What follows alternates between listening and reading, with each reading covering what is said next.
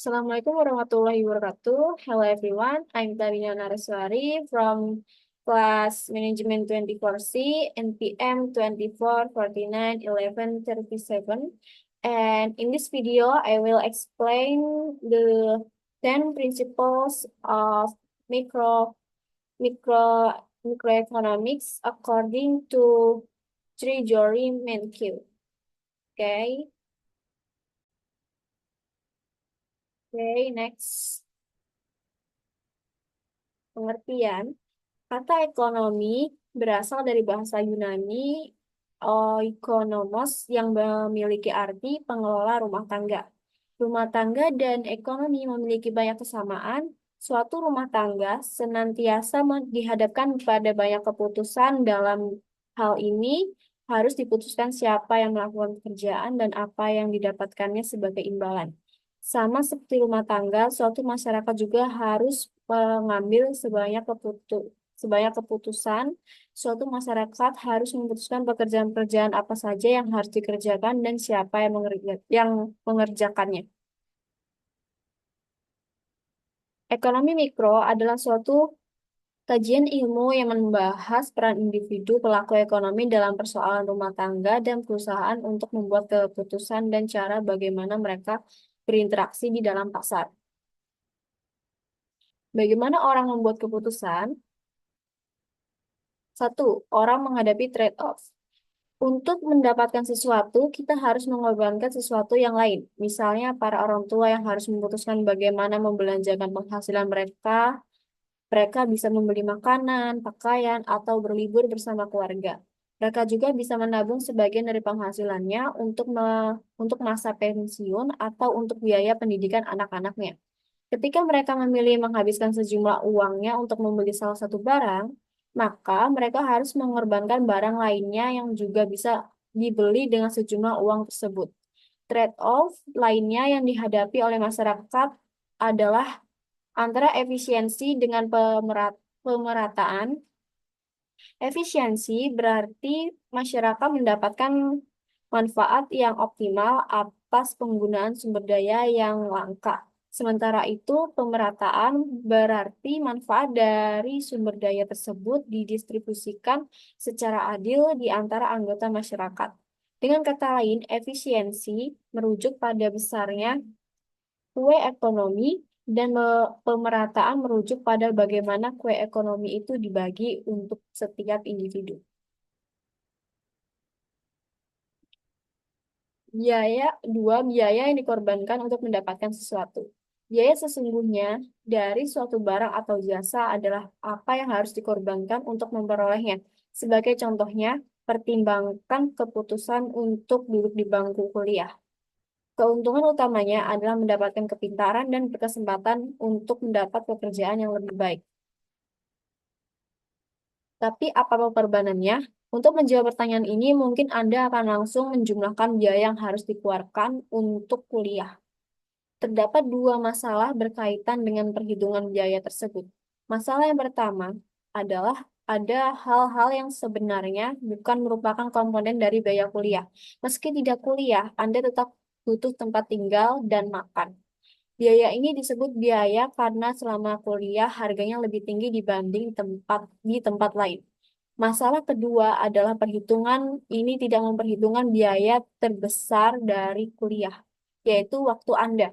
Saat Anda mengikuti kuliah dan menyelesaikan tugas, Anda kehilangan kesempatan untuk bekerja.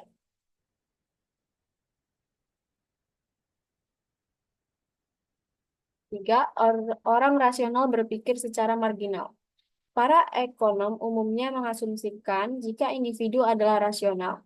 Individu yang rasional secara sistematis dan sadar melakukan tindakan terbaik yang dapat dilakukannya untuk mencapai tujuannya berdasarkan pada kesempatan yang tersedia. Ekonom umumnya beranggapan bahwa individu bersikap rasional. Individu yang rasional secara sadar memilih tindakan terbaik untuk mencapai tujuan mereka berdasarkan kesempatan yang ada. Mereka memahami bahwa keputusan tidak selalu bersifat jelas, tetapi seringkali berada dalam zona abu-abu. Contohnya, saat makan malam, kita tidak hanya menentukan untuk makan cepat atau lambat, tetapi juga mempertimbangkan apakah kita ingin menambah porsi makanan. Begitu juga saat ujian. Keputusan tidak hanya antara tidak belajar atau belajar terus-menerus, melainkan apakah kita akan menghabiskan 1 jam lagi untuk belajar atau menonton TV. Pendekatan pengambilan keputusan marginal dapat membantu menjelaskan beberapa fenomena ekonomi yang membingungkan. 4. Orang merespon terhadap insentif.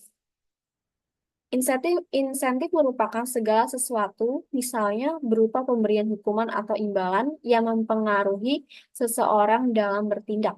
Karena individu yang rasional mengambil keputusan dengan mempertimbangkan biaya dan manfaat, mereka merespon insentif. Sebagai contoh, ketika harga buah apel naik, orang-orang memutuskan untuk memakan sedikit buah apel. Dalam waktu yang sama, pemilik kebun buah apel memutuskan untuk memperkerjakan lebih banyak pekerja dan memanen lebih banyak buah apel. Dengan kata lain, tingginya harga di pasar memberikan insentif bagi pembeli untuk mengonsumsi dalam jumlah yang lebih sedikit dan memberikan insentif bagi penjual untuk memproduksi lebih banyak. Bagaimana masyarakat berinteraksi? 5. Perdagangan menguntungkan semua pihak. Perdagangan bermanfaat bagi semua pihak karena memungkinkan individu atau negara untuk mengkhususkan diri dalam produksi barang yang mereka lakukan dengan lebih efisien, lalu menukarkannya dengan barang dari pihak lain yang memproduksinya lebih baik. Dengan cara ini, kesejahteraan meningkat melalui spesialisasi dan pertukaran. Sebagai contoh, seorang petani menghasilkan lebih banyak gandum, sementara seorang pengrajin memproduksi lebih banyak barang kerajinan. Jika keduanya melakukan pertukaran, petani menjual gandum dan membeli kerajinan, pengrajin menjual kerajinan dan membeli gandum, mereka mendapatkan keuntungan karena masing-masing fokus pada hal yang mereka lakukan dengan lebih efisien. 6. Pasar adalah tempat yang baik untuk mengorganisasikan kegiatan ekonomi.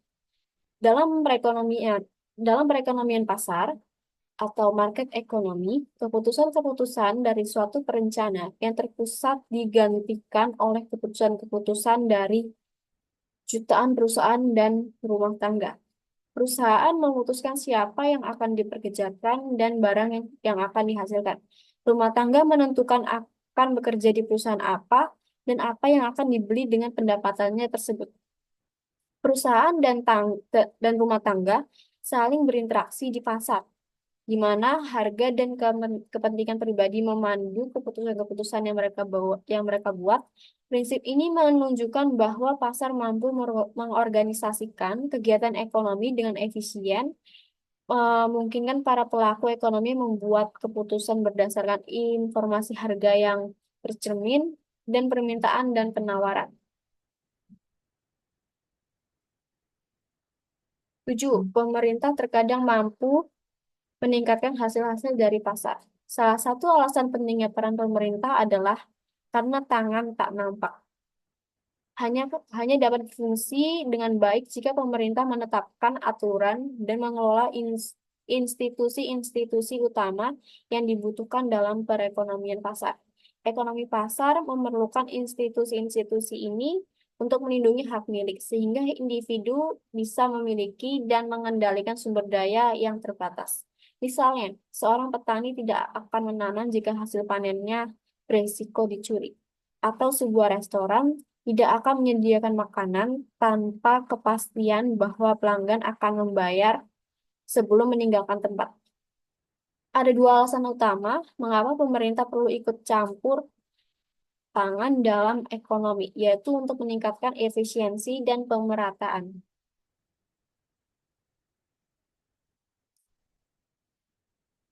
Mengenai tujuan efisiensi, para ekonom melihat 2 faktor utama. Salah satunya adalah kegagalan pasar, yaitu ketika pasar tidak mampu mendistribusikan sumber daya secara efisien.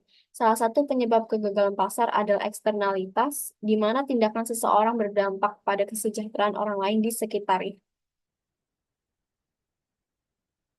Bagaimana perekonomian secara keseluruhan bekerja?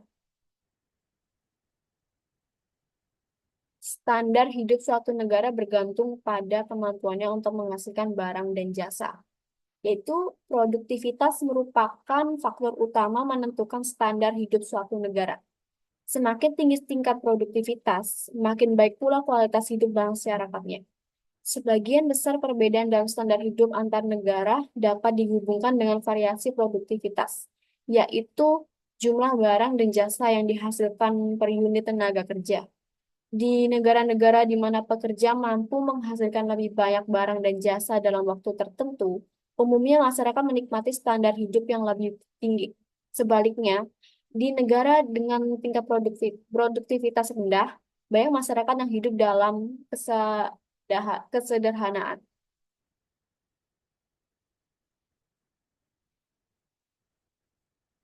Dengan demikian, pertumbuhan produktivitas suatu negara berpengaruh langsung terhadap pertumbuhan pendapatan rata-rata penduduknya. Untuk meningkatkan standar hidup, para pembuat kebijakan perlu fokus pada peningkatan produktivitas dengan memastikan pekerja memiliki pendidikan yang baik, akses ke peralatan yang diperlukan, dan teknologi terbaru yang tersedia. Harga-harga meningkat jika pemerintah mencetak uang terlalu banyak. Jika jumlah uang yang beredar dalam masyarakat melebihi peningkatan produksi barang dan jasa, hal ini dapat mengakibatkan inflasi. Akibatnya, nilai uang akan menurun dan harga barang serta jasa akan naik karena permintaan yang tidak sebanding dengan penawaran. Sebagai contoh, pemerintah Zimbabwe mencetak uang dengan jumlah besar untuk membiayai pengeluaran termasuk utang dan program sosial tanpa didukung oleh peningkatan produksi barang dan jasa. Akibatnya, terjadi lonjakan inflasi yang ekstrim. Dengan tingkat inflasi mencapai triliunan persen, harga barang dan jasa meningkat secara drastis dalam waktu singkat.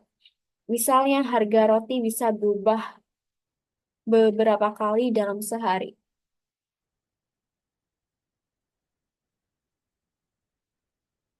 Masyarakat menghadapi trade-off jangka pendek antara inflasi dan pengangguran. Ketika terjadi inflasi, biasanya tingkat pengangguran akan menurun dan sebaliknya. Fenomena ini dikenal dengan kurva Phillips. Untuk mengelola ekonomi, pemerintah dan bank sentral menerapkan kebijakan moneter dan fiskal. Namun, dalam jangka panjang, trade-off ini tidak akan terus berlanjut dan ekonomi pada akhirnya akan mencapai keseimbangan di mana inflasi dan pengangguran berada pada tingkat yang stabil. Sebagai contoh, ketika suatu negara mengalami resesi, pemerintah dan bank sentral dapat menurunkan suku bunga atau meningkatkan pengeluaran publik untuk mendorong permintaan. Misalnya, bank sentral menurunkan suku bunga membuat pinjaman lebih murah. Okay, uh, thank you for watching and see you next video. Wassalamualaikum warahmatullahi wabarakatuh.